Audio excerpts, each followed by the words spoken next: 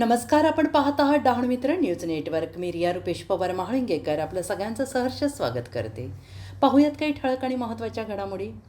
वाढवळ बंदर प्रकल्पाविरोधात आंदोलन, शांततापूर्ण निदर्शनांना पोलिसांनी अडवल्याचा काँग्रेसचा आरोप. वाढवळ बंदर प्रकल्पासाठी होत असलेल्या जमीन अधिग्रहण आणि मोठ्या प्रमाणावरील वृक्षतोडीच्या विरोधात आयोजित करण्यात आलेल्या आंदोलनादरम्यान बरोरी नाका येथे जाणाऱ्या आंदोलकांना पोलिसांनी अडवल्याचा आरोप पालघर जिल्हा काँग्रेसने केलेला आहे. या घटनेचा निषेध करत जिल्हाध्यक्षांनी सरकारवर लोकशाही विरोधी भूमिका घेतल्याचा आरोप केला आहे. काँग्रेसच्या म्हणण्यानुसार वाढवळ बंदर प्रकल्पामुळे स्थानिक शेतकरी, मच्छीमार आणि आदिवासी नागरिकांच्या हक्कांवर गदा येत असून त्यांच्या संमतीशिवाय जमीन अधिग्रहण केली जाते आहे. तसेच पर्यावरणाला हानी पोहोचवणारी वृक्षतोड सुरू असल्याचा आरोप करण्यात आलेला आहे. या पार्श्वभूमीवर नागरिकांनी शांततापूर्ण मार्गाने आंदोलन करण्याचा निर्णय घेतला होता. मात्र आंदोलनस्थळी जाणाऱ्या नागरिकांना वरोरा नाका परिसरात पोलिसांनी रोखल्याचा आरोप करण्यात आला.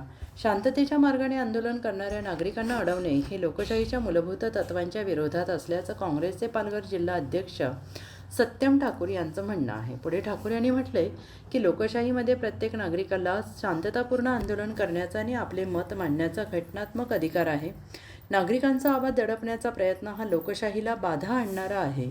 सरकारने विरोधकांचा आवाज दाबण्याऐवजी जनतेच्या भावना समजून घ्याव्यात. तसेच राज्यातील फडणवीस सरकार आणि केंद्रातील मोदी सरकार जनतेचा विरोध दडपण्याचा प्रयत्न करत असल्याचा आरोप त्यांनी केला आहे.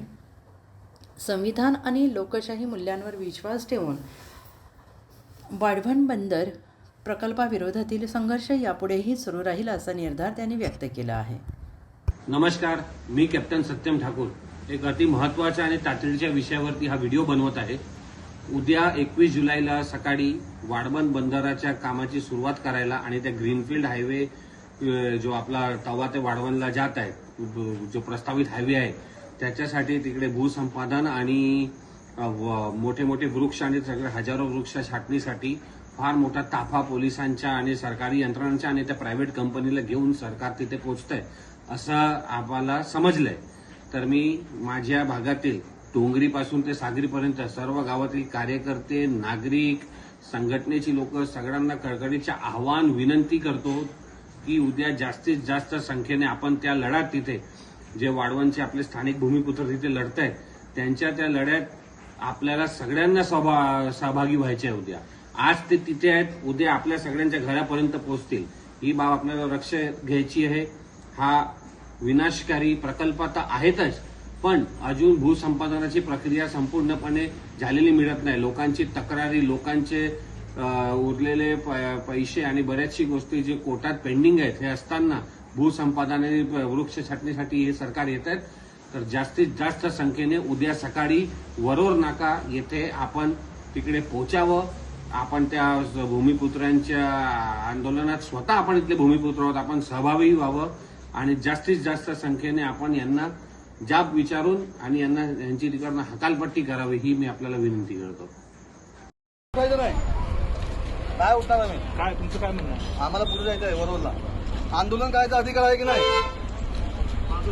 नाही नाही नाही, आम्हाला जाऊ दे. आमचा काय रोड आमचा रोड काय रोडला नाही नाही, आम्हाला जाऊ दे, आम्हाला जाऊ दे.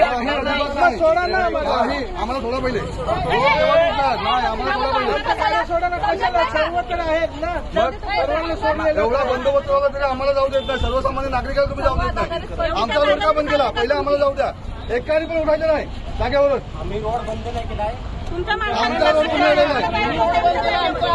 आमचा रोड आमच्या गाड्या तुम्ही अडवून ठेवलेल्या आहेत. आम्ही कुठे म्हणून आम्ही थांबलो इथं साहेब.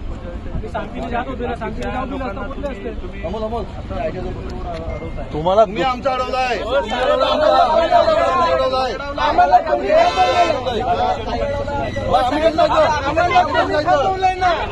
आम्हाला तुम्ही थांबवलं पहिले. आम्हाला सोडा.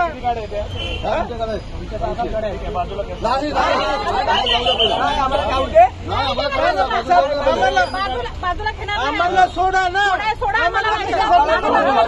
सोडतो म्हणलं ना तुम्हाला, तुम्ही गाड्यात सोडतो म्हणलं ना.